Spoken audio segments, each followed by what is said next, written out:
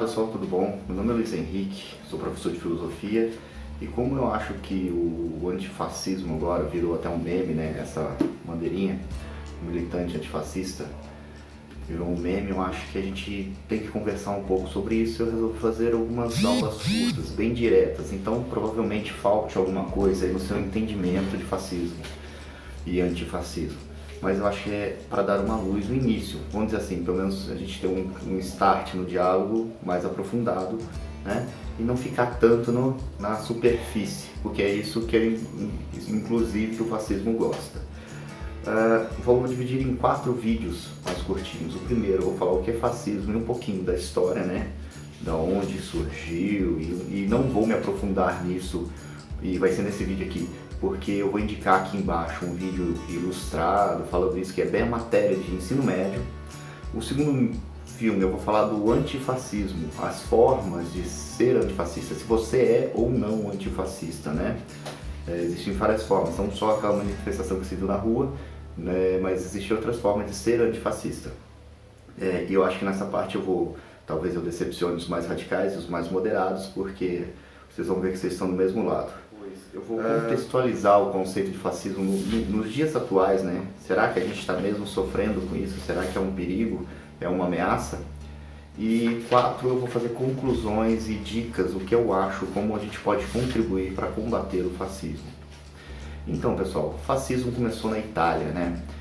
Tem aquele, não sei se vocês já viram, eu vou colocar aqui, não sei ainda, decidindo na minha tela. Sou novo nas edições, a gente colocar aquele símbolo que é um machado com vários cabos juntos, que ele vai significar o quê? Que um cabo só você quebra facilmente, todos unidos não se quebram, então ele prega uma união. Só que uma união de quem, né?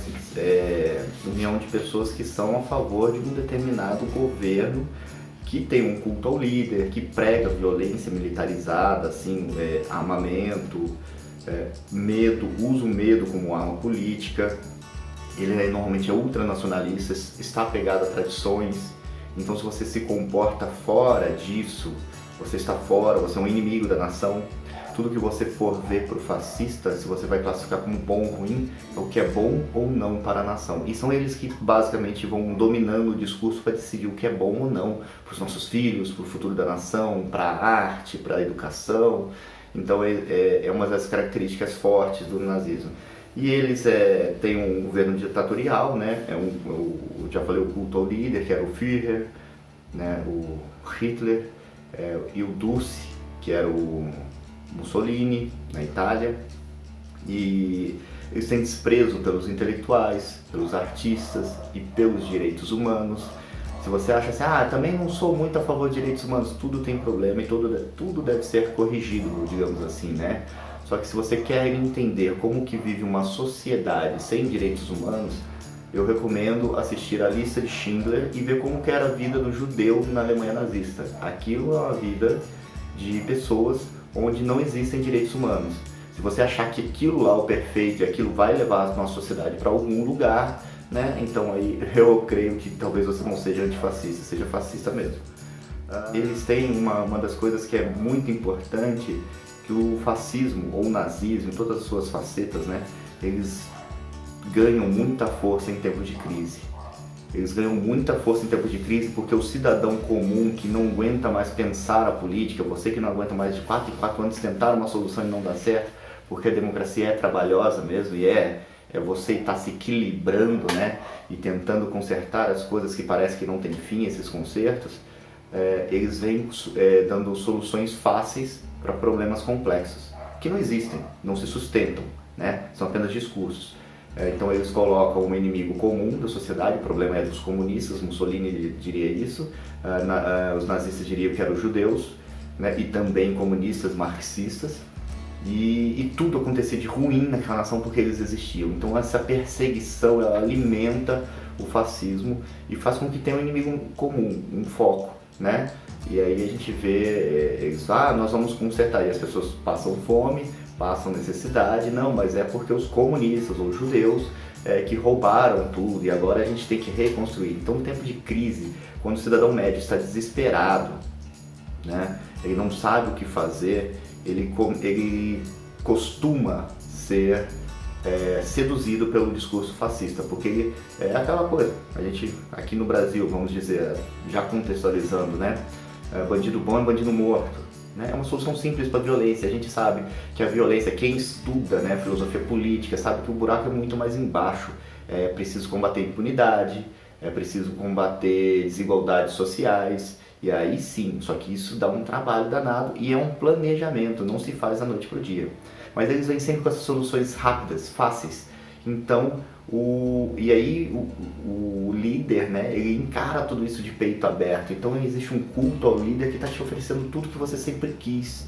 E aí, em momentos de crise, quando você está desesperado, não sabe o que fazer com seu filho na quarentena, não acredita mais nos políticos, eles costumam ganhar muitos votos e muito apoio popular. Só que depois, quando a ficha começa a cair, muitas vezes já é tarde demais, porque o governo fascista, ele é extremamente autoritário, é totalitarista, né?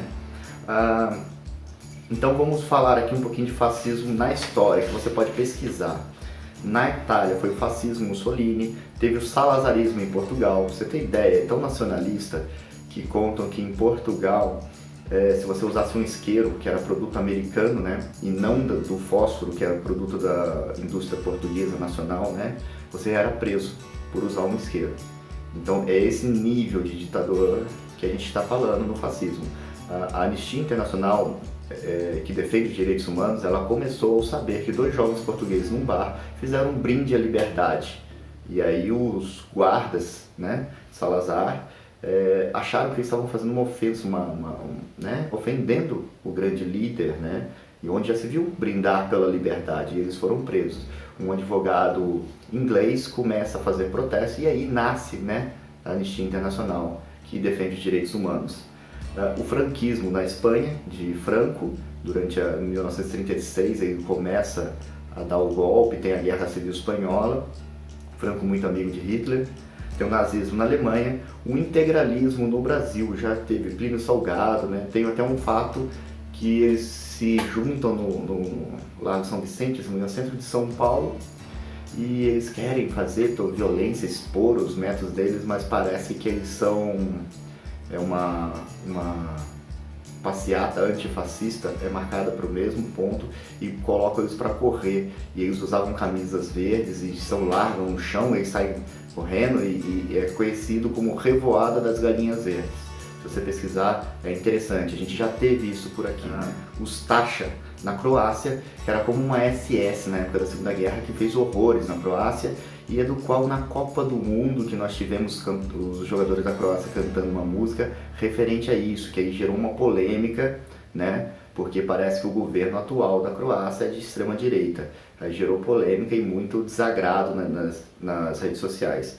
Tem o Pravi Sector na Ucrânia, que é a bandeira que tem aparecido na Avenida Paulista de vez em quando, que são pessoas que levaram a Ucrânia ao caos. Cidadãos que se consideram ordeiros, racionais, que não iam para uma manifestação mais violenta, não tinham embate, se viram com o tempo reféns, porque eles começaram a juntar armas, treinar e deram um golpe, derrubaram o governo e hoje estão no comando da Ucrânia.